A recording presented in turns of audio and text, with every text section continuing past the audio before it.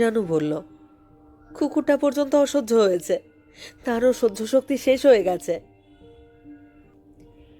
তারপর আমার দিকে ঘৃণার চোখে, আগুনের চোখে চেয়ে বলল, তুমি কি এই মানুষটা চেয়েও অধম? তুমি কি এই মানুষটা চেয়েও অধম? কুকুরের চেয়েও অধম?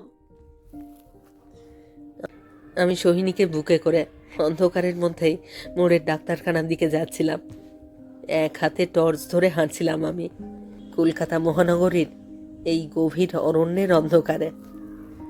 অন্ধকারে কিছু দেখা যাচ্ছিল না, কিছু ভাবাও যাচ্ছিল না, কিন্তু অন্ধকারের মধ্যেও একটা অস্পষ্ট বোধ লক্ষ লক্ষ ঘুণ পোকার মতো আমার মস্তিষ্কের মধ্যে কোষগুলোকে কুরে কুরে খাচ্ছিল।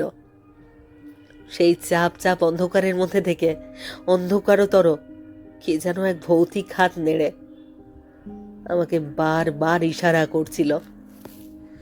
সেই ভৌতিক অন্ধকারে অন্ধকারতর কেউ বারবার বলছিল, সোহিনীর জন্যে, রুমির জন্যে, ঠাকুরের জন্যে, রানুর জন্যে, এমনকি আমার জন্যেও, আমাদের প্রত্যেকের জন্যেই কিছু একটা করতে হবে, কিছু একটা করতেই হবে।